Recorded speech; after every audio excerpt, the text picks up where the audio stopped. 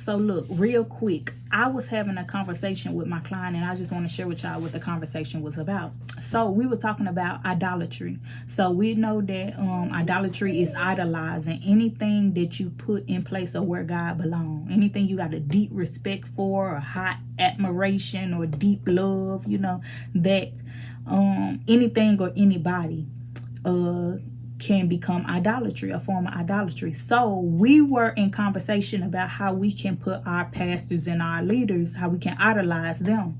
And she said, well, how do we know if we idolizing our pastors? Now, we supposed to respect everybody. So how do you go wrong with respect if respect is something that you're supposed to do with everybody? So my 4, my 5, my 7-year-old, it's always yes ma'am, no ma'am, yes sir, no sir. When I'm speaking to them, I respect everybody. So you can't go wrong with that.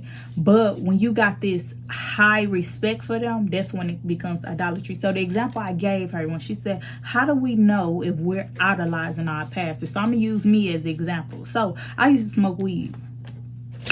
And let's just say, now mind y'all, God is omnipresent, which means he's everywhere at the same time.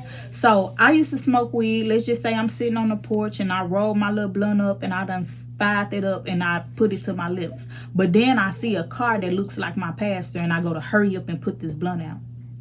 Why then shall you put out a blunt because you see a pastor when God see you you always before God? So if you can smoke your weed before God every day, who's everywhere, why when this pastor come or this leader or this person you have high respect for, a police officer, why would you put the blunt out then?